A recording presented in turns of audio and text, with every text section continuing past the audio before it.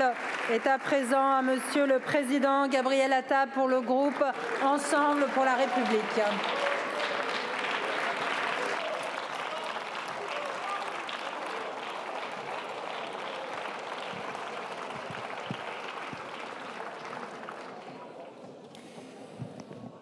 Madame la Présidente, Monsieur le Premier ministre, Mesdames et Messieurs les ministres, Mesdames et Messieurs les députés, chers collègues, que retiendront les Français?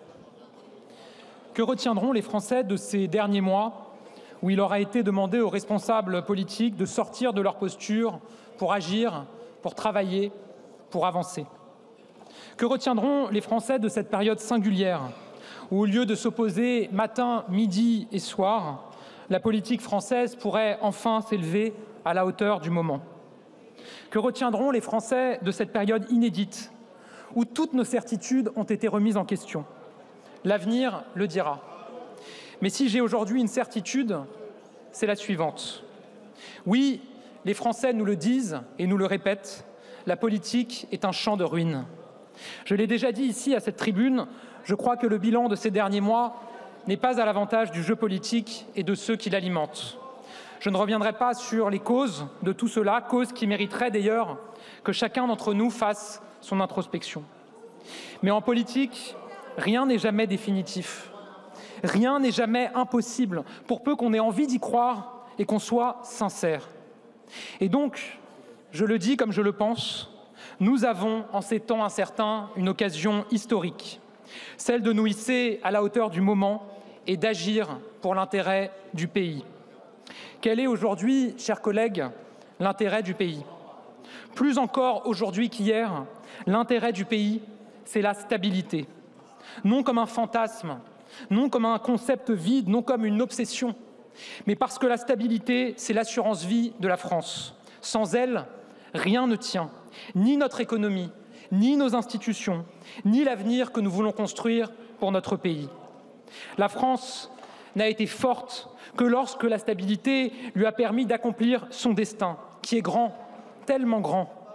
La France a été forte au sortir de la Seconde Guerre mondiale, lorsque l'Union nationale a permis de relancer et de rebâtir un pays miné, traumatisé, défiguré par la guerre. La France a été forte avec le général de Gaulle, bâtisseur en chef d'une France moderne et forte, et qui a inventé la Ve République pour nous débarrasser du chaos, de l'instabilité. La France a été forte lorsqu'elle a vécu des traumatismes. Nous commémorons cette année les 10 ans de Charlie Hebdo et des attentats de 2015. Et que malgré ce séisme et malgré les coups de boutoir de l'islamisme, nos institutions ont tenu, notre peuple a tenu, notre pays a tenu. Et je veux redire ici que le combat contre l'antisémitisme, le racisme et les discriminations, qui est un combat pour les valeurs de la République et pour l'universalisme, doit continuer à nous rassembler le plus largement possible.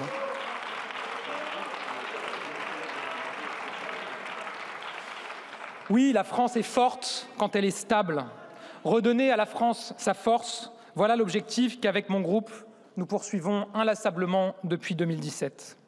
Et notre conviction, c'est que c'est par le travail, avec le travail, que nous y parviendrons. Oui, mes chers collègues, valoriser le travail, toujours et partout. Voilà sans doute l'une des différences fondamentales que nous avons sur nos bancs entre nos groupes. Nous pensons que c'est avec plus de travail, plus d'activité, plus d'emploi que nous nous en sortirons. Pas avec le droit à la paresse, pas avec une réduction de la quantité de travail, pas avec la retraite à 60 ans. Oui, la valeur travail est devenue une ligne de frontière de la politique française. Et nous assumons, avec ma famille politique, de la défendre vraiment. Face à l'extrême droite, qui s'oppose à tout ce qui permet de travailler plus avec la plus absolue des constances. La réforme de l'assurance chômage, l'extrême droite s'y est opposée. La réforme des retraites, l'extrême droite n'a qu'une obsession, la mettre à terre. La création de 15 heures d'activité pour les bénéficiaires du RSA, pour l'extrême droite, c'est non. Et tant pis si la moitié de ces bénéficiaires a pu retrouver un emploi grâce à cet accompagnement. Les mesures de soutien à nos entreprises, de baisse de la fiscalité pour rendre nos entreprises plus compétitives, l'extrême droite a voté systématiquement contre. Avec une certaine constance, le Rassemblement national s'est systématiquement opposé à tout ce qui permet de valoriser le travail, de sortir des centaines de milliers de Français du chômage et de la précarité. Mais cela, ils ne vont jamais le dire aux Français de classe moyenne qui triment et qui, eux, n'ont que leur travail pour s'en sortir. Et je veux le dire aussi à la gauche. Je crois que beaucoup de Français ne comprennent plus. Car le travailler plus, c'est aussi l'héritage de la gauche. Oui, réformer les retraites, c'est aussi l'héritage de la gauche.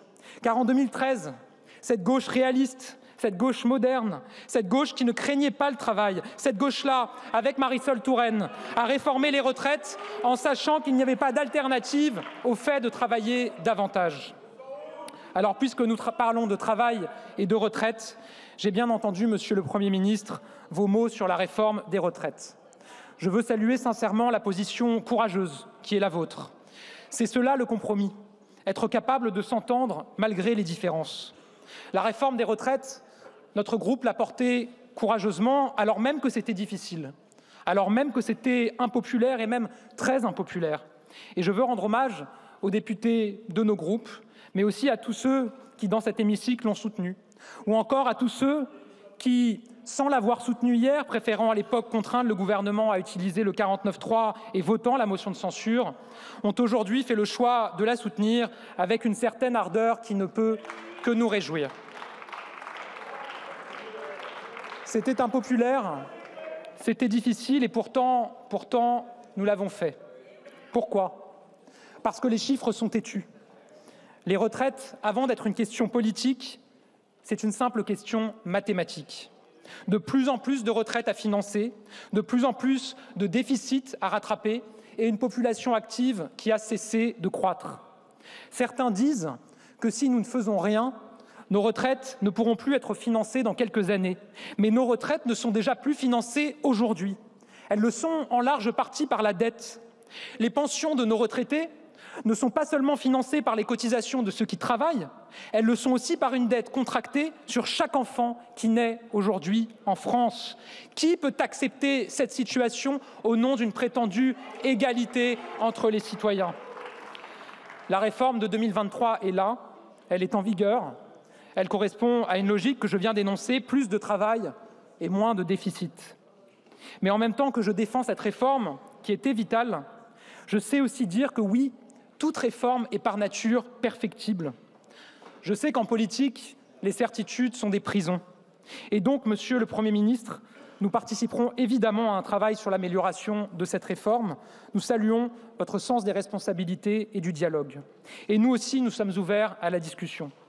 Si des améliorations sont possibles, notamment pour les carrières longues, les carrières hachées, la retraite des femmes, nous les soutiendrons. Mais à ceux sur ces bancs qui veulent purement et simplement l'abroger ou la suspendre sans alternative crédible immédiate et donc sans se soucier des répercussions d'un tel scénario, je leur dis, nous ne sommes pas, dans ma famille politique, des adeptes du saut en parachute, surtout quand il n'y a pas de parachute. Notre pays ne peut tout simplement pas se le permettre. Tout cela, je le sais, peut porter à confusion pour les Français qui voient défiler des mots, suspension, abrogation, annulation, dont personne ne sait vraiment ce à quoi ils correspondent. Et donc nous essayons d'être clairs. Être clair, c'est d'abord essayer d'éviter de polluer le débat public. Nous avons fait le choix, avec les députés Ensemble pour la République, de privilégier l'efficacité au sensationnalisme, la discussion sincère à la politique spectacle. Voilà pourquoi nous n'avons pas, nous, ces derniers jours, matin, midi et soir, campé sur les plateaux de télévision pour multiplier les oukases, les lignes rouges, les menaces, avant même que le Premier ministre ne se soit exprimé. Être clair, c'est être responsable. Alors nous faisons le choix d'être responsables politiquement et d'être responsables économiquement. Être responsable économiquement, c'est avoir le courage de dire qu'on ne peut pas se permettre d'abroger ou même de suspendre sans alternative cette réforme. Nous n'en avons tout simplement pas les moyens. Être responsable politiquement, c'est avoir le courage de dire qu'aucune réforme n'est parfaite et c'est donc accepter de discuter et de faire des compromis pour améliorer cette réforme. La clarté, c'est aussi dire la vérité aux Français. Il faut leur dire que c'est par le travail et par le rétablissement de nos comptes que nous redeviendrons le pays le plus prospère d'Europe, ce qui doit être notre objectif absolu. Ce n'est que par le travail et le rétablissement de nos comptes que nous amplifierons la réindustrialisation, la baisse du chômage, la croissance de l'activité, qui était enfin revenue au cœur du modèle français avant que l'instabilité et l'incertitude ne viennent menacer ses acquis. Dire la vérité aux Français, c'est aussi leur dire qu'il n'existe pas d'alternative au fait de travailler davantage, ou plutôt si, il existe 2 alternatives. Baisser les retraites ou augmenter les cotisations. Dans les 2 cas, c'est du pouvoir d'achat en moins pour les Français. Et donc, ceux qui, à gauche ou à l'extrême droite, qui veulent en finir avec cette réforme, doivent avoir le courage de dire aux Français que cela se traduira par plus d'impôts ou moins de retraites versées à nos aînés. La clarté, c'est aussi dire une chose fondamentale. Nous devons aller de l'avant. Nous devons agir avec méthode. Agir avec méthode, cela veut dire sauver ce qu'il y a à sauver, à savoir notre budget et notre système de protection sociale, et aller de l'avant sur quelques chantiers vitaux pour les Français. Alors je le dis avec humilité mais sincérité, chers collègues, ne perdons pas de temps à discuter d'abroger ou suspendre sans alternative des réformes vitales pour notre pays, car à la fin, ce sont les urgences des Français que nous laisserions sur le côté. Ne perdons pas de temps pour nos agriculteurs, qui, il y a un an pile, se rejoignaient sur les barrages, sur les autoroutes, pour manifester leur mal-être et leur impatience. Voilà un an, nous avons pris des engagements. Une grande partie d'entre eux ont été tenus, ils pouvaient l'être par décret. Les autres doivent l'être à la fois dans le budget et dans la loi agricole que nous avions fait voter à l'Assemblée nationale.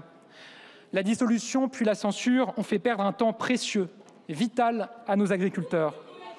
Alors, nous le disons solennellement, reprenons au plus vite la loi agricole. Et je sais tout le travail que vous accomplissez, Madame la Ministre, car dans les corps de ferme, les agriculteurs ne peuvent plus attendre. Ne perdons pas de temps pour nos concitoyens qui n'en peuvent plus de l'insécurité et de l'impunité. Voilà 18 mois. Des émeutes ont traumatisé les Français, tant par la violence des images que par la jeunesse des délinquants d'alors. Un mineur reste un mineur et doit être jugé comme tel. Mais il y a urgence à être plus ferme, plus sévère, plus dur avec ceux qui ne respectent plus rien ni personne. J'assume de le dire. Un agresseur récidiviste de 16 ou 17 ans doit être jugé et sanctionné immédiatement, comme celui de 18 ans et pas un an plus tard. Je sais que le garde des Sceaux partage ce combat et je vous remercie, Monsieur le Premier ministre, d'avoir annoncé que vous le repreniez. Ne perdons pas de temps pour la simplification, ne perdons pas de temps pour la réforme de l'État qui a besoin de courage politique et d'économie de structure.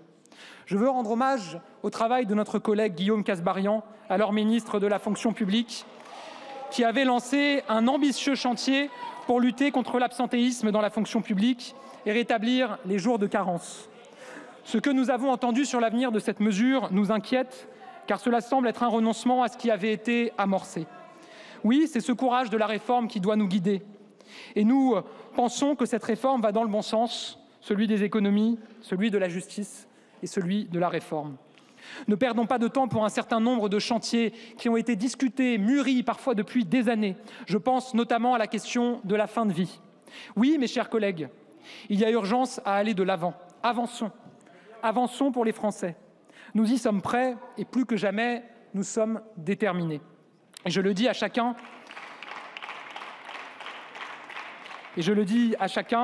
et notamment à mes collègues socialistes, qui ne sont pas là mais qui doivent être en réunion de groupe, je les excuse. Si vous vous engagez, je le dis à mes collègues socialistes, si vous vous engagez à ne pas voter la censure, je crois que les Français pourront reprendre espoir. Espoir d'une vie politique française responsable. Espoir d'une vie politique qui se hisse à la hauteur des événements. Espoir d'une vie politique qui n'est plus l'otage de l'extrême droite qui cherche à imposer ses diktats à notre démocratie. Avec mon groupe, c'est depuis le premier jour notre conviction et c'est avec sincérité et honnêteté que je vous dis, oui, la politique sortirait grandie aujourd'hui, que vous choisissiez de vous détacher de la gauche la plus radicale pour œuvrer enfin au service de l'intérêt général. Mes chers collègues, la France est dans une période à risque, à très grand risque. Et il suffirait d'un rien, d'un presque rien pour que le pays bascule. Ne soyons pas les artisans de ce basculement. Dans le contexte que nous connaissons, 3 chemins s'offrent aux députés que nous sommes. D'abord, il y a le chemin du chaos, le chemin du « après moi le déluge », celui emprunté par les extrêmes au debout de cet hémicycle qui, il y a quelques semaines à peine, ont uni leurs voix pour renverser le gouvernement et plonger le pays dans l'instabilité.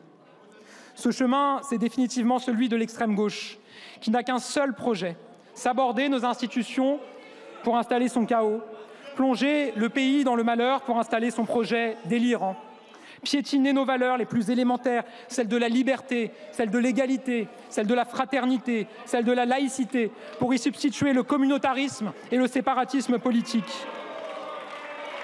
Toujours, nous vous combattrons dans les urnes, comme dans la première circonscription de l'Isère en ce moment même, ici à l'Assemblée nationale et partout dans le pays.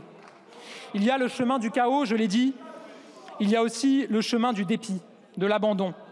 Celui du « on n'y arrivera jamais ». C'est celui des lignes rouges qu'on se jette à la figure.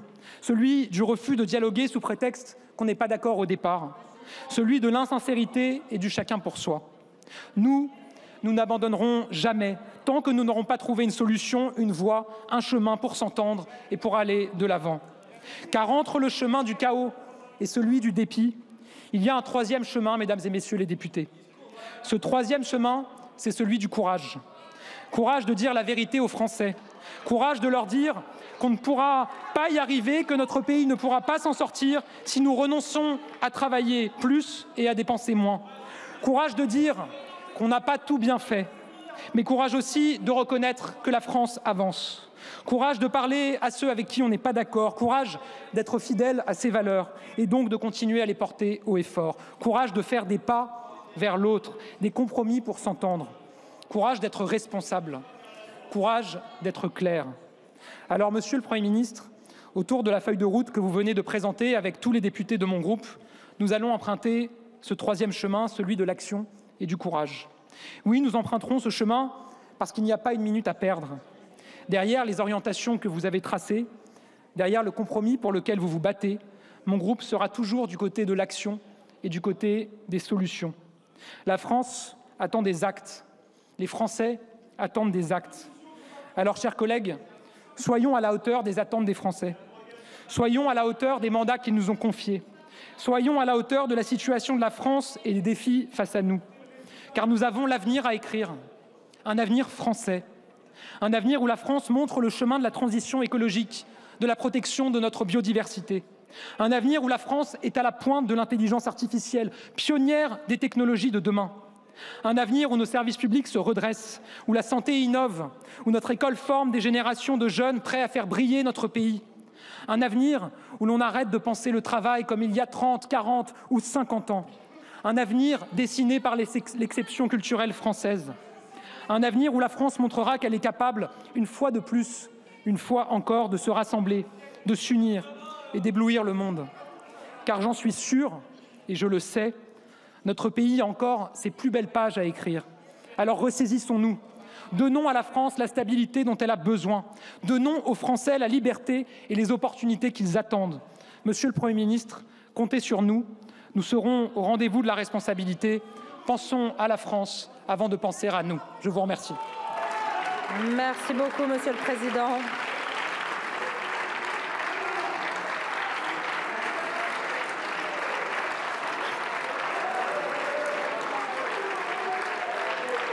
La parole est à présent à Madame la Présidente Mathilde Panot pour le groupe La France Insoumise.